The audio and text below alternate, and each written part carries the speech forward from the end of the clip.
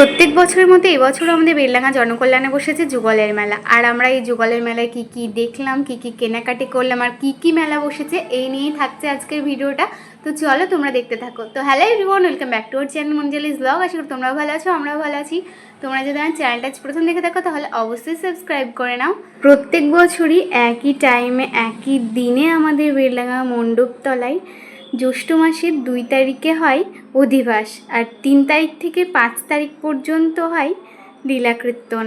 6 তারিখ ভোরবেলা থেকেই শুরু হয়ে যায় যুগল, আর 5 তারিখ সন্ধ্যাবেলা থেকেই কিন্তু আমাদের বেলডাঙ্গা জনকল্যাণে বসে যায় যুগলের মেলা। আর এই মেলাটা থাকে 6 তারিখ সকালবেলা পর্যন্ত।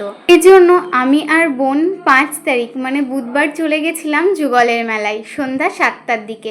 প্রথমে তো ভাবছিলাম যে মেলা মনে হয় বসবেই না, বাট এখানে এসেই আমরা অবাক যে এত তাড়াতাড়ি সব মেলা বসে গেছে।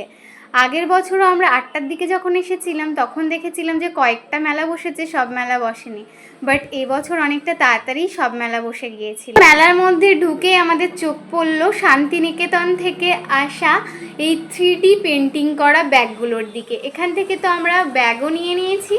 এরপর পুরো মেলাটা আমরা ঘুরে দেখছিলাম। তো চলো আমাদের সাথে সাথে তোমরাও পুরো মেলাটা ঘুরে দেখে নাও। আর কে কে আমাদের বেলডাঙ্গা জনকল্যাণে যুগলের মেলা দেখতে এসেছিলে এটা অবশ্যই কমেন্ট করে আমাকে জানিয়ে যেও। এরপর তো আমরা দুটো মালাও কিনে নিয়েছিলাম দুই বোনের জন্য।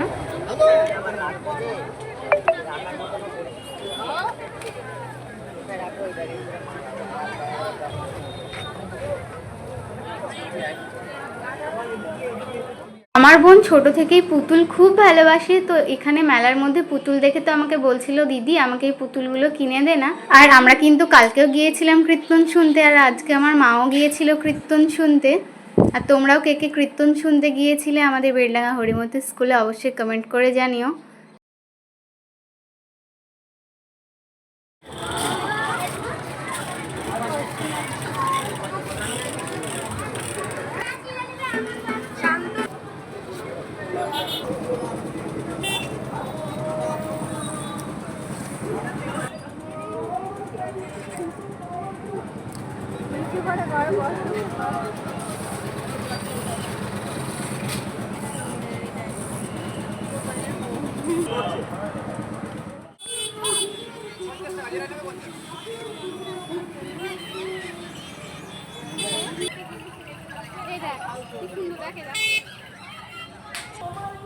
করে দেবো।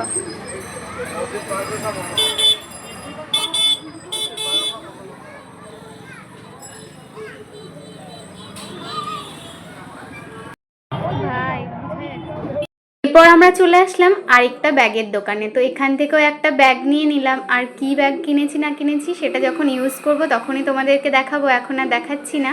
এরপর তো আমার আর বোনের এই ব্যাগটাও খুবই পছন্দ হয়েছিল, আর এই ব্যাগটা ভীষণই সফট ছিল, বাট একটা চেন ছিল সেই জন্য আর নিলাম না। আজকের ভিডিওটা ছিল এই পর্যন্তই। তোমাদের কেমন লাগলো আমাকে অবশ্যই কমেন্ট করে জানিও। যদি ভালো লেগে থাকে লাইক কমেন্ট শেয়ার, চ্যানেলটাকে অবশ্যই সাবস্ক্রাইব করো। টাটা।